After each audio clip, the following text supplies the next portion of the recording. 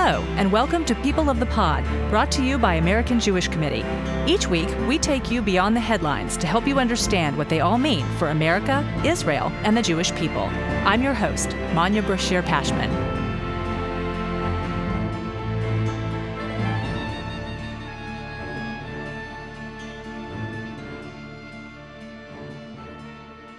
As the pause in fighting between Israel and Hamas terrorists nears its expiration on Thursday, Hamas continues to hold hostage 160 people. 80, including 61 women and children, have been released during the pause. In exchange, Israel has freed 180 Palestinian prisoners. Lieutenant Colonel Avital Leibovich, director of AJC Jerusalem, joins us from Israel now for an update. Avital, welcome to People of the Pod, and how are you? Thank you for having me. I am doing well, considering the fact that we are in a war here in Israel.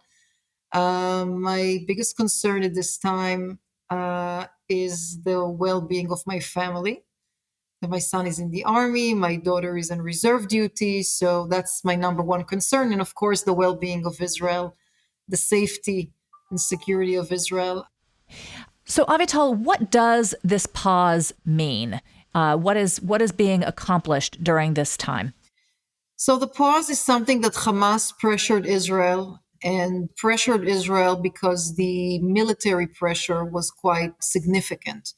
The pause allows a few things to happen. Number one, Israel will receive hostages, and in return, Israel will free from prison women and youth that were involved in different planning of terror attacks or executed themselves terror attacks. And that's one thing. The second thing I would say is time for Hamas to regroup. That's for their benefit. This pause allows them to regroup, rearm, reposition themselves. The third thing, and I'm going back to Israel, also allows Israeli army to better prepare, to rearm, to place itself in the right positioning, and then be ready for the next stage, which is resumption of the fighting. And do you expect that fighting to resume right away, or do you think that Israel would like to extend the pause as long as possible in order to get as many hostages back as possible?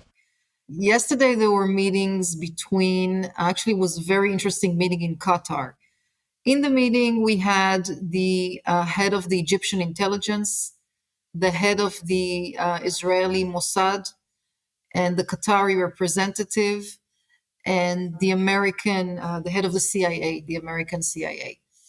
And in this meeting, the discussion evolved on a few more days of pause, and in return, Hamas will release a few more hostages. So right now, Israel has said that it agrees to a few more days of a pause, but we're only talking about a few more days. The ultimate goal of this war is to eliminate Hamas government in Gaza. And in order to change that government, in order to bring some sort of a new future to this region, to Israel, to Gaza, to the Palestinians living in Gaza, this takes time. So the fighting, I assume, will take a long time. It's going to be a long time because Gaza has been built underground and above the ground in such a way that requires inch by inch, very careful work. A lot of the facilities are booby-trapped. There's a huge array of tunnels underground, which are very long with junctions. Some of the tunnels can even have cars inside. So this has to be a very, very careful job. We have a lot of soldiers inside Gaza right now. And so this pause, I would say, is temporary. What are we learning from the hostages who are being released? That's the most heartbreaking issue. We're learning a few things. The first thing is they had to speak very, very quietly among themselves. Of course, I'm referring to those who had other hostages with them. But those who had other hostages with them had to whisper. And how do we know this? Because some of the kids are still whispering today. Some of the kids that have been held as hostages and just returned from captivity, they're still whispering. Another thing we know is that they had very little food, very little quantities of food, which also brings a lot of worries here in Israel because there are many elderly people held. There's still a baby inside and toddlers and a few other children. So the nutrition issue obviously is quite critical. The third thing we learned is that some of them were held in complete seclusion. One of the children that returned 2 days ago is a 12-year-old boy by the name of Eitan Yahalomi. His father was murdered. His mother is still alive. And he actually was in a room by himself for at least 2 weeks. And imagine for a 12-year-old to be in this kind of hostile environment on his own without anybody to communicate, underground most of the time. That's quite scary. We also know that they had very poor hygiene conditions, no running water, very, very minimal toilet facilities. We also know they never received any medical care and attention, no medicine, no doctors, nothing of that sort. And the last thing we know is that most of the time they were held underground, in an underground facility, different sizes of rooms. And all of these things are just a small indication of the cruelty of this terror organization called Hamas. Congress is debating whether to send aid to Israel to support Israel in the war. How important is it at this point? I think it's very important. First of all, I do want to say that the support that Israel received from the US until now is unbelievable. The fact that there are, on the military side, the fact that there are aircraft carriers here in the region and plane filled with different kinds of ammunition, that sends a very strong message of both deterrence and strength to the enemies in the region. And second, on the political, more strategic level, the voting, the vetoing of the different proposals on the Security Council in the UN, the multiple visits, starting from President Biden to Secretary of State Blinken, which is supposed to arrive here tomorrow, and also appointing a special envoy to this specific situation that we have here in the region. So all of these things speak volumes. So yes, I think it's very significant to Israel, and also the future decisions will be significant. Look, being at war for such a long time, and 53 days have passed already, has serious precautions on different issues. Economy is one of them. Obviously, tourism has stopped. Small businesses have been affected, and many other sectors as well. So that aid would be very, very significant to Israel. I'm also curious about the security situation in the West Bank. We were so focused on terrorism coming from the West Bank before this happened. What is the situation there now, especially as hostages are being released? It's a good question because from where I'm sitting, the West Bank at this point of time is another front that Israel has to deal with at this specific moment. We have a serious challenge with the fact that the Palestinian Authority does not really have governance in many areas in the West Bank. And as a result of that, there are different kinds of terror groups. Hamas is one of them, but it's not the only one, trying to recruit Palestinians to commit different terror attacks. The second side of it is a lot of incitement, which is really flooding the social media platforms and also has an effect on the mood on the streets, on the mood of young people and others as well. So the IDF, the Israeli Defense Forces, actually almost on a daily basis, needs to enter certain areas where there is no presence, unfortunately, of any Palestinian policemen and actually arrest those terrorists on the ground. And I think in the last 50 days or so, the IDF has arrested more than 1,000 people that have been suspicioned with some kind of planning or plotting terror attacks against Israelis. And this does not seem to quiet down, I have to say. So I am concerned of this front at this point of time. Hamas is, oh, by the way, investing a lot of time and effort because Hamas's interest is, of course, to create a lack of stability here in Israel. So part of that is the instability is trying to influence what's going on in the West Bank and trying to get people out of the streets, either protesting against IDF or committing some sort of terror acts against Israelis. So that's really an issue of concern for us. We talked about the importance of American aid. Are there other countries that are showing significant support that have been really vital in this war?